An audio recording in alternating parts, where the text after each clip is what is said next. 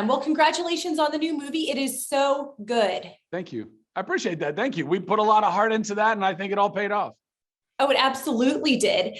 And as you got to know Brenda and Kurt, as you researched these people of faith, how was your own faith journey impacted? Well, if anything, I think it was just bolstered. I mean, there is that old saying, never meet your heroes. And sometimes that's true. It's a bummer. You built somebody up in your mind so much, and like, oh, they must be so cool or whatever it is.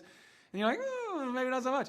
With Kurt, I mean, it was just the opposite. He was exactly who I hoped and who I thought he was and who I'd hoped he'd be, as well as Brenda, and the fire in her veins and their relationship and their kids. And I mean, it's wonderful. I mean, I think that it was bolstering to know that these people have maintained who they are, maintained their identity, maintained the integrity. Their faith has even changed and evolved and grown as it's supposed to do, as they've matured and gotten older and understood more things.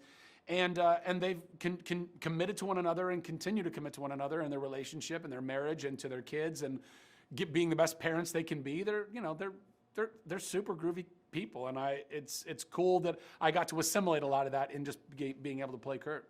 Well, and you play, these inspirational characters that especially young men can look up to, which I love. I have a little boy. So what draws you to these characters that are so amazing and these movies that families can watch together?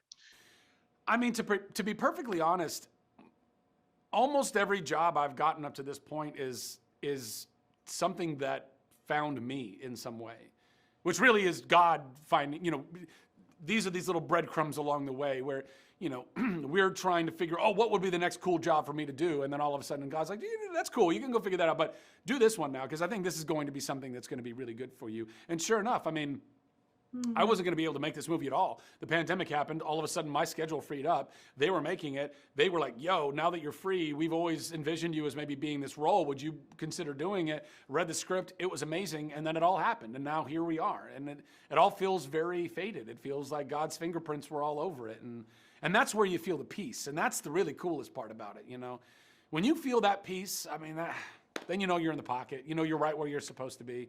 And that's what it feels like right now. Kurt's story is so amazing. It's so inspiring. And it's more than a rags to riches story, right? The story has so many layers to it. What do you want audiences to know about the Warners? Well, I mean, the amount of fight and drive and faith that they had to have in order to get to where they are right now. And it wasn't even just Kurt's, which was a huge part of all of that, obviously. But then to be buoyed by Brenda's faith and really in her spiritual faith that had such an impact on Kurt, who prior to that, his faith was more liturgic and religious and didn't have, I think, as much spiritual depth to it. And then all of a sudden it became more of a relationship, as it talks about in the film.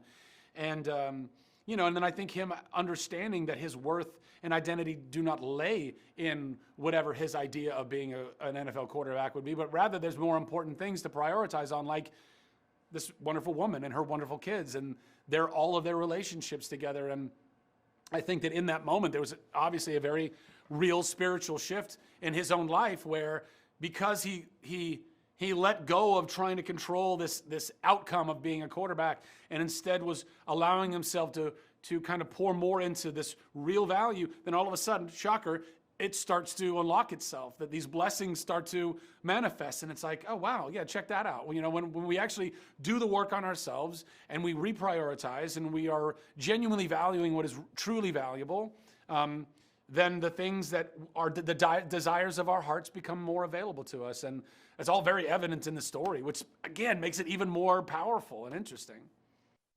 Zach, you missed your calling as a pastor. Come on. That was so good. Listen, we can all preach love and wisdom and truth to each other. We don't need to do it from a pulpit.